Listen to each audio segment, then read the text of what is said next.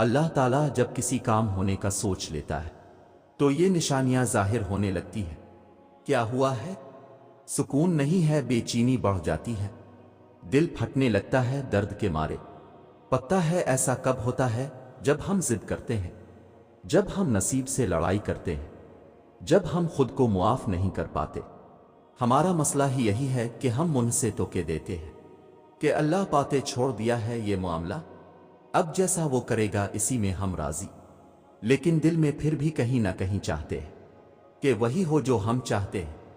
انسانی فطرت ہی ایسی ہوتی ہے کہ ہزاروں حاصل چیزوں کو چھوڑ کر ان کے پیچھے بھاگتا ہے جو لا حاصل رہی ہوں۔ یہ کیوں نہیں سمجھتے کہ جس کو تم سے 70 ماؤں سے زیادہ محبت ہے وہ کیسے تمہیں تکلیف میں رکھ سکتا ہے؟ وہ کیسے تمہیں وہ چیز دے سکتا ہے جو تمہارے لیے بہتر نہیں؟ ہاں، وہ برے کو بہتر بنانے پر بھی قادر ہے، لیکن جب اس کی نعمتوں کی ناشکری کرو گے ایک لا حاصل چیز کے لیے تو وہ کیسے راضی ہوگا؟ جب اس نے تمہیں مسکرانے کی اتنی وجہیں دے رکھی ہیں، تمہارے ارد گرد اتنی مسکراہٹیں رکھی ہیں، تب بھی روتے رہو گے اس چیز کے لیے جس سے تمہیں اذیت کے سوا کچھ بھی نہیں ملا، تو وہ کیسے مانے گا کہ تمہیں اس پہ یقین ہے؟ بس ایک دفعہ اس کے فیصلے پہ راضی ہو جاؤ، اسے تم سے بے پناہ محبت ہے، بس ایک دفعہ اس کی محبت کی لاج رکھ لو، اس کی محبت جیت جاؤ گے تو کائنات کی ساری محبتیں جیت جاؤ گے۔ یقین رکھو گے تو وہ نصیب بدل دے گا، دل موڑ دے گا۔ ہر چیز عارضی ہے، اگر خوشی کا موسم نہیں رہا تو غم کا موسم بھی نہیں رہے گا، اور دعائیں بھی رد نہیں ہوتی۔ بس کبھی کبھار اللہ ہمارا صبر آزماتا ہے کہ میرا بند مجھ سے کتنی محبت کرتا، اور کچھ دعائیں ہوتی ہی اتنی پیاری ہے کہ اللہ کو اپنے بندے پہ اتنا پیار آتا ہے کہ وہ ان دعاؤں کو اپنے پاس سنبھال کر رکھ لیتا ہے، پھر روز ملاقات کا انتظار کرتا ہے کہ میرا بندہ مجھ سے فریاد کرنے آئے گا، کیونکہ کچھ آوازیں، کچھ دعائیں، کچھ صدائیں اس کی بہت لاڈلی ہوتی ہیں، تبھی وہ انہیں بار بار سننا چاہتا ہے۔ تمہاری جس دعا کی وجہ سے اللہ کو تم اتنے پیارے لگتے ہو، تو ایسی دعا تو ساری عمر بھی قبول نہ ہو، تو یہ سوچ کر کہ اللہ کو میرا روز انتظار رہتا ہے اور اسی کے ذریعے رابطہ بحال رہتا ہے، بس اللہ پر یقین ہمیں پھر ان مقامات تک لی جاتا ہے جن کا ہم تصور بھی نہیں کر سکتے۔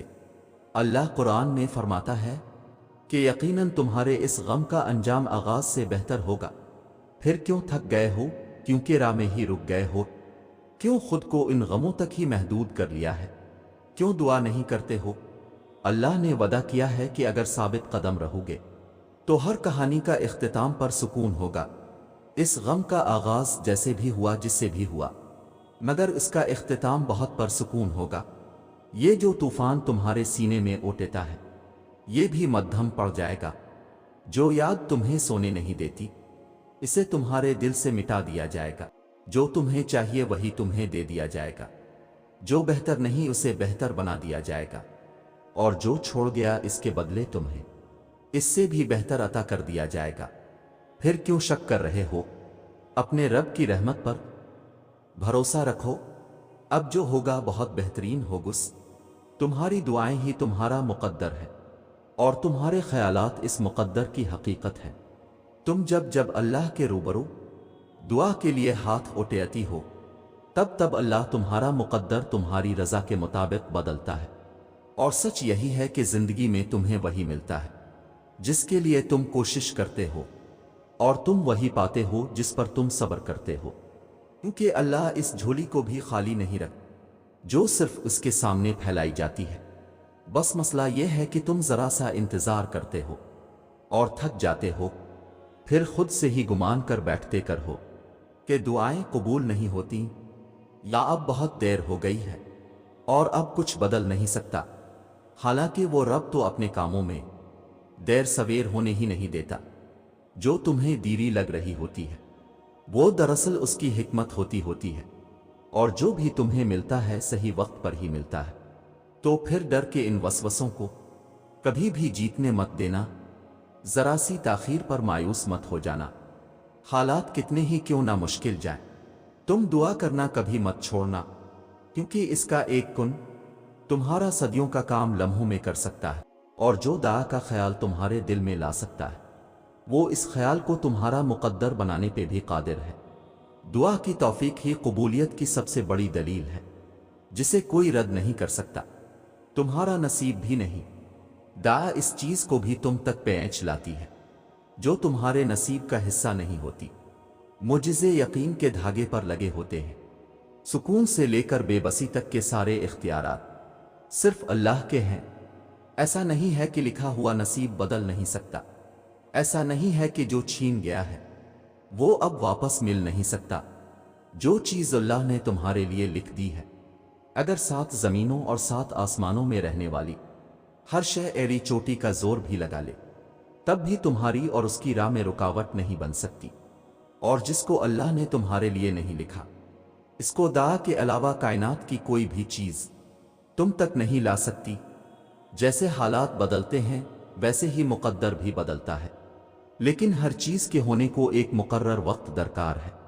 تمہیں پورا حق ہے ان خوابوں کے لیے لڑنے کا جن کی تدبیر تم ہی نے دیکھی ہے، کیونکہ جب اللہ تمہارے دل میں کسی کا خیال پیدا کرتا ہے تو وہ چاہتا ہے کہ تم اسے منا، اسے وہ چیز تمہیں دینے پر آمادہ کرو، بار بار جھولی پھیلاؤ، بار بار اسے پکارو تاکہ وہ کن فرما سکے اور تمہاری فرمائش پوری کر سکے۔